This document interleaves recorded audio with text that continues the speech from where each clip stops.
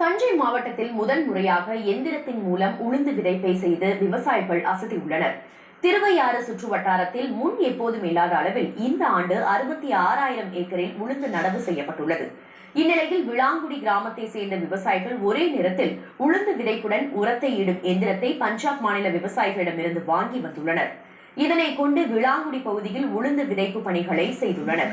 விதைகள் மற்றும் உரங்களை கைகளில் பயன்படுத்தி வந்த நிலையில் இந்த நவீன விவசாய கருவி விவசாயிகளுக்கு கிடைத்த வரப்பிரசாதம் என்று அவர்கள் தெரிவித்தனர். உளுந்து கையாதான் தெளிச்சுட்டு இருந்தோம். கையால தெளிக்கும் போது எங்களுக்கு 8 to 10 கிலோ வரைக்கும் விதை தேவைப்படுது. இந்த மிஷின்ல போடும்போது 5 to 6 கிலோ வரைக்கும் போதுமானதா இருக்கு. அப்ப விதையோட அளவு எங்களுக்கு குறையுது, அதோட காஸ்ட் குறையுது.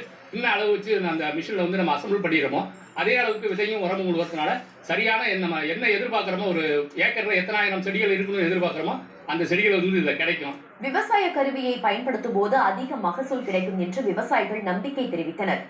ஒரே இயந்திரத்தின் மூலம் விதைத்தல், உரம் இடுதல், பாத்தி கட்டுதல் ஆகிய 3 விதமான வேலைகளை எளிதாக செய்ய முடியும் என்று அவர்கள் கூறினர். இயந்திரத்திற்கான ஒரு நாள் வாடகை 2,400 ரூபாயாக உள்ளதால் அரசு மானிய விலையில் வழங்க வேண்டும் என்று கோரிக்கை விடுத்துள்ளார். ஓசூர் அருகே கோயில் திருவிழாவில்